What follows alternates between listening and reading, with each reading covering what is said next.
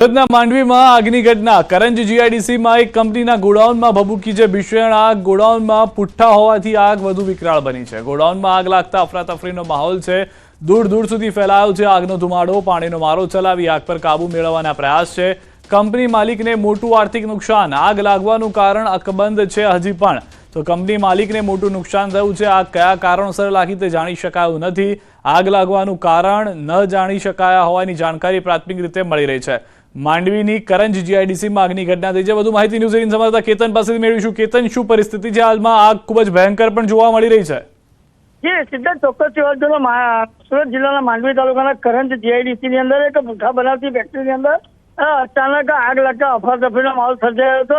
પરંતુ જ્યાં સુધી ફાયરની ગાડીઓ નહીં આવી ત્યાં સુધી તો સ્થાનિક કામદારોએ પણ પાણીનો મારો ચલાવીને આગ ઉપર કાબુ મેળવવાનો પ્રયત્ન કર્યો હતો। પરંતુ આગ એટલી વિકરાળ સ્વરૂપ ધારણ કર્યું હતું, જે અંતર્ગત બારડોલી તેમજ પલસાણા અને કામરેજ ફાયર, 3 ફાયરો ઘટના સ્થળે પહોંચી આગ ઉપર હાલ કાબુ મેળવવાનો પ્રયાસ હાથ ધરવામાં આવી રહ્યો છે। ખાસ કરીને આ કંપનીની અંદર પુઠ્ઠાના જે કાર્ટૂન બનાવતા હોય, જે અંતર્ગત જે પેપરની વસ્તુ હોય, જેને કારણે આગ વિકરાળ સ્વરૂપ ધારણ કર્યું હતું। અને આ આગ લાગવાનું કારણ પણ હજી ચોક્કસ જાણી શકાયું નથી। અને ખાસ કરીને કંપની માલિકને મોટા પાયે નુકસાન થયાની હાલ ભીતિ પણ સેવાઈ રહી છે। સિદ્ધાર્થ, આભાર સમગ્ર માહિતી બદલ કેતન। તો હાલમાં જે દ્રશ્યો જોઈ રહ્યા છો, પુઠ્ઠાના કારણે આગ વધુ વિકરાળ બની હોવાની પ્રાથમિક જાણકારી પણ મળી રહી છે। તો આગથી અફરાતફરીના 2 દ્રશ્યો પણ અમે આપને બતાવી રહ્યા છીએ। એક તરફ ભરૂચમાં ભયંકર આગના દ્રશ્યો જોવા મળી રહ્યા છે, બીજી તરફ બારડોલીમાં પણ આગ લાગી છે। ગોડાઉનમાં ભીષણ આગ લાગવાને કારણે પાણીનો મારો ચલાવી આગ કાબૂમાં લેવાના પ્રયાસ થઈ રહ્યા છે। લાખો રૂપિયાનું નુકસાન બારડોલીમાં થયું છે। આ તરફ ભરૂચમાં પણ કેમિકલ બનાવતી કંપનીમાં આગ લાગી હતી।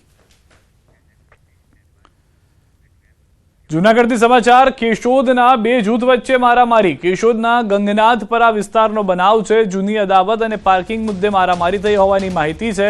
મારામારીની ઘટનામાં મહિલાઓ સહિત 10 જેટલા લોકો ઇજાગ્રસ્ત છે। પોલીસે બંને પક્ષોની ફરિયાદ લઈ તપાસ હાથ ધરી છે। બંને પક્ષો સામે રાયોટિંગનો ગુનો દાખલ થયો છે।